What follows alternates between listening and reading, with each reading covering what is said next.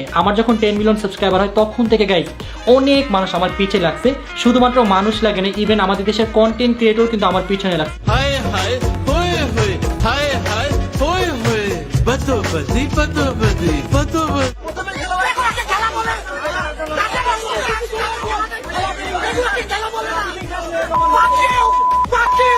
Hello guys, কেমন আছেন সবাই? আশা করি সবাই ভালো আছেন। আজকের এই ভিডিওতে দেখাবো অস্থির বাঙালিদের কিছু অস্থির সব কর্মকাণ্ড, যা দেখে আস্তে আস্তে আপনার পেট ব্যথা হয়ে যাবে, গ্যারান্টি দিচ্ছি। ভাই, মানুষ অনেকে বলে কি যে জায়েদ খানকে ধইরা যদি ধুমসে পিটাইতে পারতাম তাহলে মনে খুব শান্তি পাই। আপনার ব্যাপারে শুনছি বিদেশে গেলে বলে এই দেহে এটা পিটাইতে পারেন। আমি তো পিটাইতে পারবো না, চ্যানেলের ভিতরে থাকে, মারার সুযোগ নেই। এরকম শুনছেন অনেক। তাহলে আমরা আপনার আমার সেম কেস, কিন্তু আমারে যারা গালি দেয় আপনারও গালি দেয়। আমারে ফোন করেই বলে যে এই বেহায়া লোকের সাথে যাওয়া যাবে না। আমি তো আরেক বেহায়া।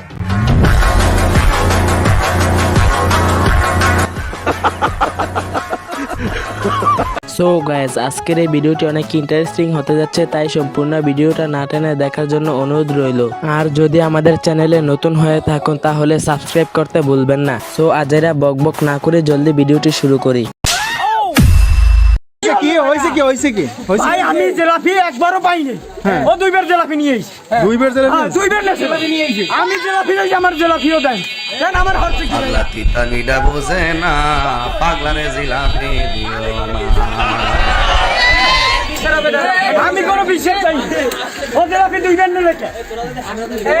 এবার কি হয়েছে তুমি একটু বলো তো কি হয়েছে? তো ভাই বিষয়টা হইতেছে আমি মসজিদ দিয়ে জিলাপি আনছি। হ্যাঁ, আমি ওই ছেলেটা জিলাপি পাই নাই। হ্যাঁ। আমি দুইবার নি সাইডবার নিয়ে ওর দরকার আছে।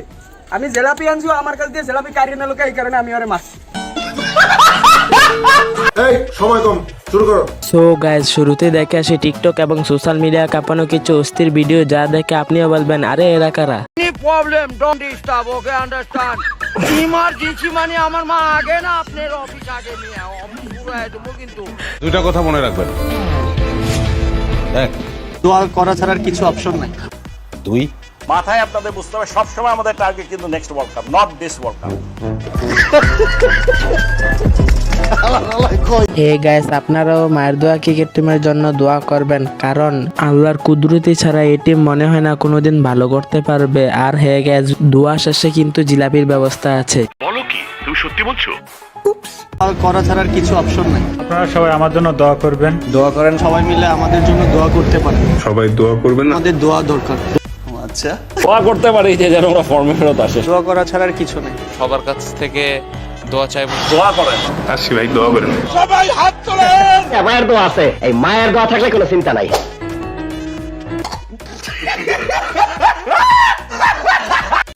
সো গাইস, আবারও দেখে আসি কিছু অস্থির বাঙালিদের কিছু অস্থির কর্মকাণ্ড, যা দেখে আপনারাও বলবেন শয়তানার এখন শয়তানি করে না, বসে বসে এদের শয়তানি দেখে।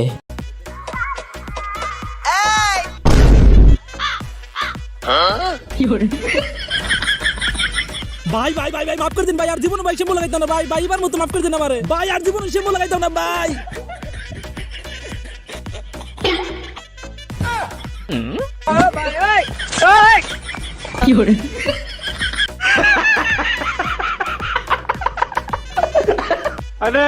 আমার যখন 10 মিলিয়ন সাবস্ক্রাইবার হয় তখন থেকে গাইস অনেক মানুষ আমার পিছে লাগছে। শুধুমাত্র মানুষ লাগে না, ইভেন আমাদের দেশের কন্টেন্ট ক্রিয়েটর কিন্তু আমার পিছনে লাগছে। লোকে অনেক কিছু বলবেই ভাই, তবে এসব বাদ দিয়ে আপনি আপনার মতো সোজায় পাবনায় চলে যান। বাজে কত কে জানি পাপ মারছে ভাই।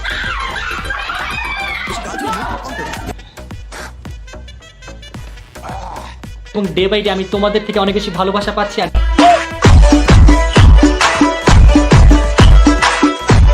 ভাগ্য ভালো, দেশটা 1971 সালে স্বাধীন হয়ে গিয়েছিল, আর না হলে বাঙালিদের এরকম কর্মকাণ্ড দেখে পাকিস্তান সরকার নিজেরাই যুদ্ধ ঘোষণা করত। পৃথিবীর নাম্বার 1 ইউটিউবার মিস্টার বিস্ট আমাদেরকে ইনস্টাগ্রামে ডিএম করেছে। সে আমাদেরকে ইনস্টাগ্রামে ফলো দিয়েছে, তার অফিসিয়াল ইনস্টাগ্রাম দিয়ে তো মেসেজ দিয়েছে। সে চায় আমি যাতে তার সাথে একটা কোলাবোরেশন করি। গাইস আপনার তো একটা বিষয় আমার কখনো বলেন নাই, আসলে আমার কোকড়া চুলে কেমন লাগে? জানি না। আমার চুল ভাই মাসে আমার চুল যে কত টাকা খায় এটা হচ্ছে হিসাব ছাড়া, আমি এত হিসাব দিতে পারুম না। সবাই কমেন্ট করেন যে আমার কোকড়া চুলে কেমন লাগে, বুঝছেন?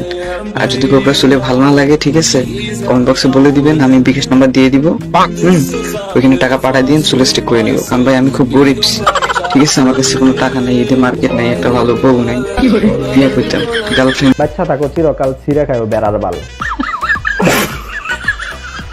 আরে ভাই এ কে পাবনা থেকে কবে ছাড়া পেলো? মানুষ এই জন্যই তো টিকটকারকে দেখলে প্রতিবন্ধী বলে। আবার দেখেন মহিলাদের মতো কি সুন্দর ঠোঁটে লিপস্টিক দিয়েছে। কি মানুষ রে বাবা, ছি।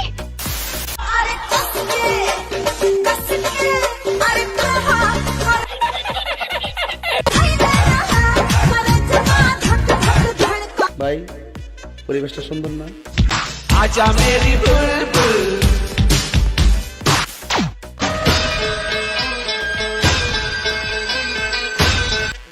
সো গাইজ এরপরে দেখবেন আপনার আমার সবার প্রিয় উমর অন ফায়ারের কিছু অস্থির ফানি ভিডিও, যা দেখার পর আপনার মন ভালো হয়ে যাবে।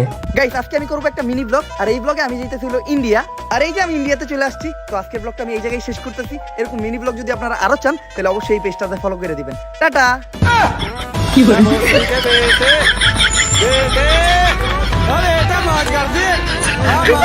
বন্ধুরা বরাবরের মতো আজকেও বিদায় নিচ্ছি। ভিডিওটি ভালো লাগে থাকলে লাইক কমেন্ট শেয়ার করবেন এবং সাবস্ক্রাইব করবেন। বিদায় নিচ্ছি, দেখা হবে পরবর্তী ভিডিওতে।